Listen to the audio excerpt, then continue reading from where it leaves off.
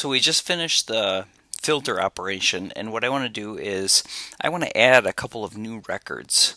So the way I'm going to verify that I have my new records is starting with our query operation. I have certain records that are in the data set. So I'm going to go ahead and clear the terminal window. Okay, and then I want to run the query command just to verify how many records we're actually looking at. So I'm going to go ahead and run node and then query.mjs. Okay, and if we look, I've added a few records to my data set already, but I have, I think, 6 records, so 6 angels records. So you'll notice that I also have Zach Neto in here twice. Okay, maybe I actually have 7 records here. But I'm going to go ahead and add some dummy records. So I'll use, kind of actors or historical figures so we can kind of pick them out from actual players. But I want to look at the insert process. Okay, so I'm going to create a new file. Okay, and I'm going to import the put item command from the AWS SDK client DynamoDB. I'm also going to import the DynamoDB client from the DynamoDB library.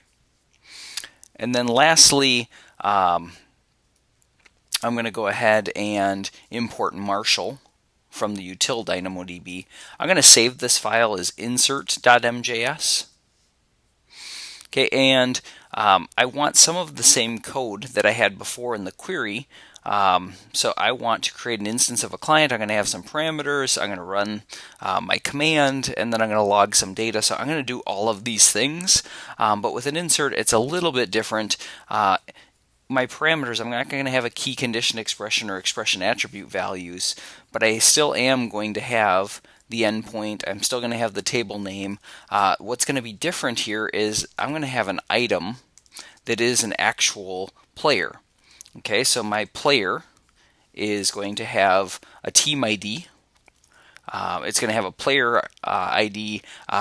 It's kind of hinting at that, but I actually don't have a player ID. I have a sort key, which is the player number. So let's make the player number XYZ. Okay, that'll be enough to set things off. Player name Mike Trout, and then position center field. I'm going to go ahead and make this our 2 political candidates for the upcoming election. So Donald Trump. Okay, he can be a center fielder. And then when we run this again, I'll run it with Kamala Harris. That's our player record. Okay, so that matches what our data set looks like. So we have a put item command that we imported, not a query command. So we're actually going to run the put item command. And instead of getting items back, I'm just going to go ahead and log the data set that is returned from the result of us sending that new put item command. Okay, so basically we're doing an insert. Essentially the same operations where we're dealing with the same libraries other than the put item command instead of a scan command or a query command. And then when we're dealing with that, we're dealing with a little bit different parameter set, right? Okay, so I'm going to go ahead and try to run this. So I'm going to do a node. Oops, I have to be down in my terminal window. Node, and then insert.mjs. And if you're watching along, you'll notice that I didn't save my insert. I'm going to make sure that I do save my insert before I actually run it. So here's my insert. And you'll notice that essentially my data that I'm logging is my confirmation.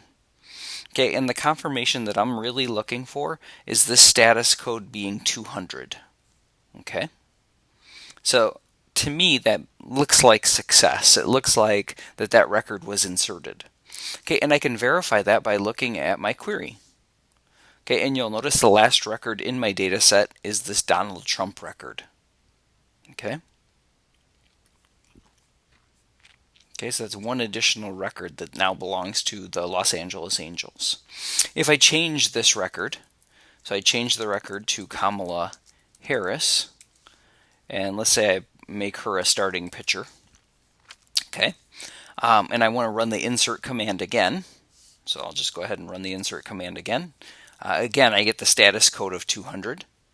Okay, so I should be able to then query and see that Kamala Harris record. Okay.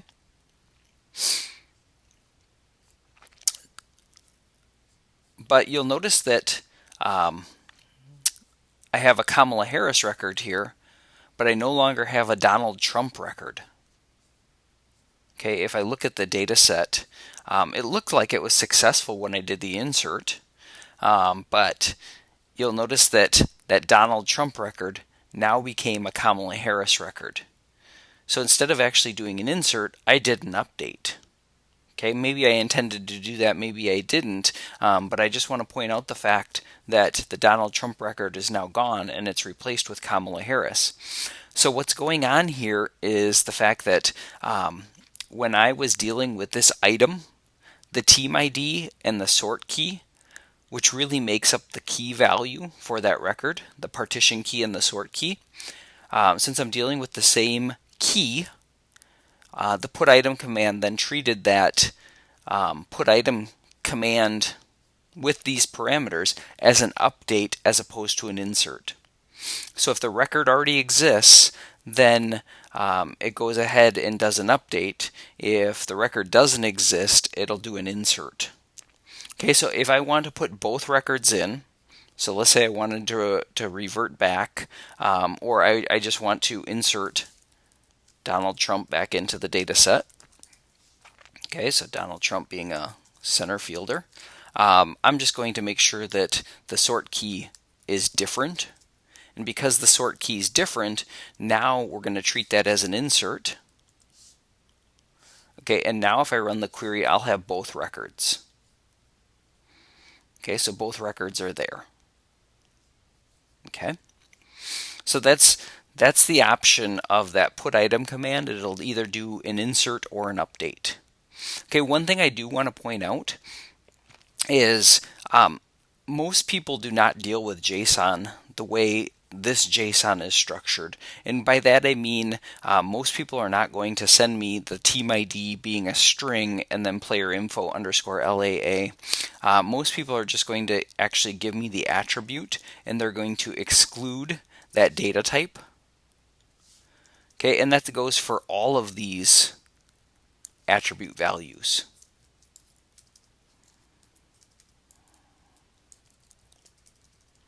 Okay, so all of those values, this is typical of how I deal with a JSON data set. Okay, but AWS requires me to have that data marshaled. Okay, so you saw that it worked when we were passing in the data type along with our attribute. So AWS actually wants that data marshaled. It wants the data type associated with the attribute value. So what I can do is we have this marshal function that I've imported. What I can do is I can say, oh yeah, I have the raw data set, but I know that AWS actually wants it in a specific format where the data is marshaled. I can just go ahead and use that marshal function to marshal the item so that that record will then have those indicators of the data type associated with each data attribute. Okay, so this will work as well. Okay, one thing I want to point out is, let's say I wanted to change the position.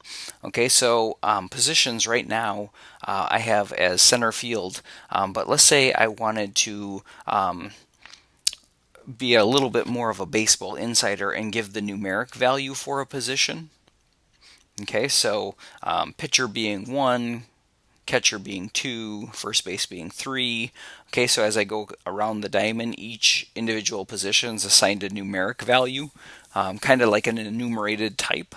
So I'm going to go ahead and try this. So I'm going to make Donald Trump a center fielder, but I'm going to use 8 as his position. So I'm going to go ahead and run that command again. Okay, so it looks like the status code was successful. And if I do a query, you'll see that Donald Trump's position is now 8. Okay, so that looks like it was successful to me. It looked like it successfully updated Donald Trump. So that is kind of two changes in one. We change it to marshalling the data, and we were able to change the position attribute from center field to 8. Okay, I want to now, let's fix the sort key. Okay, so the sort key is player info underscore LAA, and then the record is ABC. So what I want to do is I actually want to change the sort key to be some numeric number. So let's say I wanted to change it to 55. Okay, so I want to change the sort key to a numeric 55. Okay, I'm going to go ahead and try to run that insert again. And you're going to notice it fails. Okay, so what it's telling me is that I have a type mismatch for the key. Okay, it didn't complain when I changed the position to number 8, but it does complain when I try to change the sort key to number 55. And the reason for this is because when I actually defined the key, it actually did have a schema associated with it. So the team ID and the sort key both had a schema associated with it, and that schema being associated with it indicated that these were not numeric types, but instead they were string types. So those values are going to have to be quoted in order for this to be valid. So I'm going to change it back. And the reality is once I've inserted the record, there is no changing the key. So there's no changing the partition key or sort key. The keys are defined, and that's how my record's uniquely identified. Okay, so during an update, I wouldn't be changing the key value. I might be changing the other attributes. And what I wanted to point out with this update was that when I changed attributes other than the key, I can actually change their data type as well. And in this case, I did that with the position, but I'm not able to do that same thing with the key values, and I'm especially not able to actually change them at all. So even if I wasn't changing the data type, I wouldn't be changing the key values. Okay, so this is an example of how I do an insert or an update in DynamoDB through NodeJS.